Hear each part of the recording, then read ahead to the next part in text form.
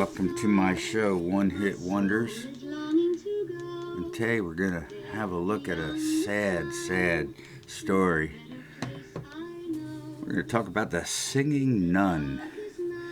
She is Jeannie Paul Marie Deckers, and she was born in 1933. A Belgian singer-songwriter. The Dominican nun became known as the singing nun when she recorded a hit song, Dominique, which was a #1 hit. She was educated in a Catholic school in Brussels. She bought her first guitar to sing at Girl Guide events. Girl Guides were the Catholic Girl Scouts. She thought to become an art teacher, but got the call to join a convent at scout camp.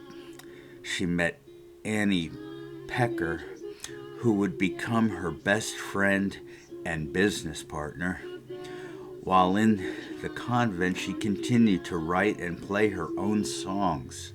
Her songs were so well received by her fellow nuns and visitors that her superiors encouraged her to record an album to be sold to visitors at the convent. The album was recorded in Brussels at Philips. The single Dominique became an international hit, and the album sold 2 million copies. The songs were heavily edited by the Mother Superior, and hints of sadness or melancholy were not used. The singing nun had to be happy all the time. That's it. Deckers did not see much in the way of royalties. Her second album, Her Joys, Her Songs, was not successful. Phillips took a lion's share of the profits from the first album, but her religious congregation earned about $100,000. In 1966, a biofilm loosely based on her life starring Debbie Reynolds. Sister rejected the movie as fiction. Deckers would leave the convent in 1966. She had a personality clash with her superiors and was forced to leave, and she was shunned. She was a bad influence. She is now a lay Dominican and continued her prayers and chastity. Upon leaving the convent, her record company required her to give up the singing nun name. She continued her musical career as Luc Dominique. She, in 1967, released a song in favor of contraception called Glory Be to God for the Golden Pill. This led to an intervention by the Catholic hierarchy in Canada, where her concert was canceled and her tour was derailed. She did not put out a third album.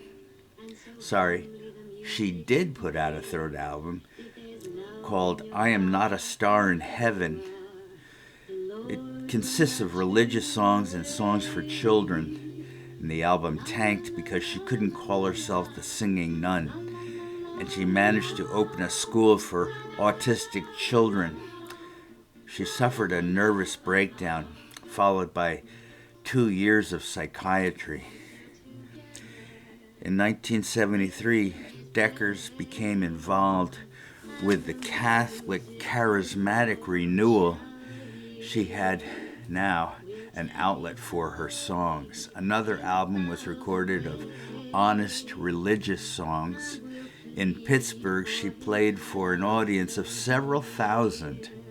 She used the name Sister Smile. In the late 70s, Belgium hit her with a $63,000 tax bill. The convent tried to help, but Phillips did nothing. Decker now had unsurmountable financial problems. She even tried to do Dominique as a disco song, but it didn't chart. The school she started with Annie Petcher had to close, citing the financial burden. Decker and Petcher OD'd on barbiturates. It was ruled a suicide. So, yeah, they were lesbians. So what? A lot of nuns are. It's why they're nuns. Men are brutes. In 1996, The Tragic and Horrible Life of the Singing Nun premiered off Broadway, and the show drew criticism from many sources, including the Catholics. In 2009, Soirée Sister Smile, a French biopic, the film was successful and award-winning. So, this is the lesson.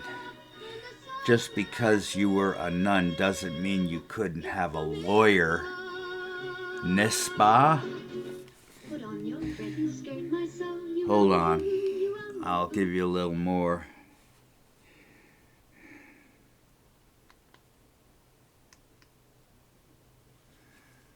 Gotta have a little more. Here we go.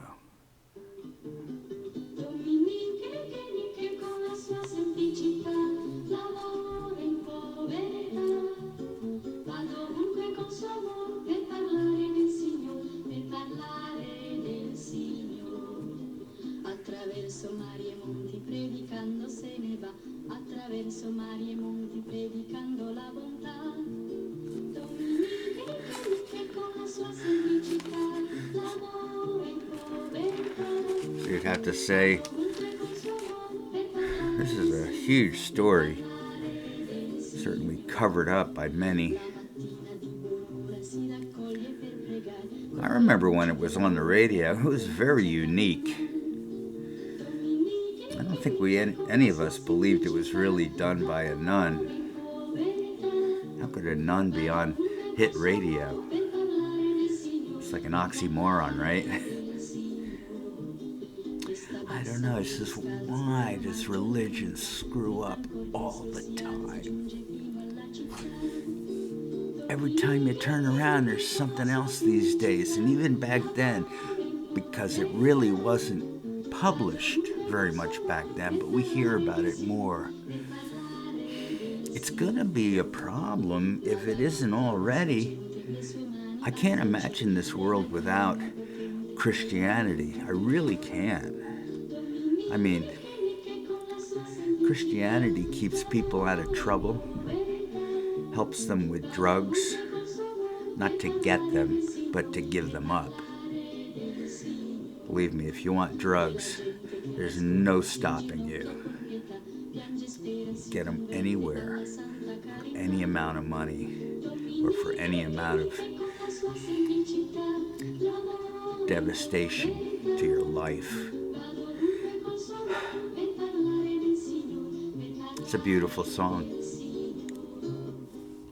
Thanks for being with me on One Hit Wonders. See you next time with the monotones.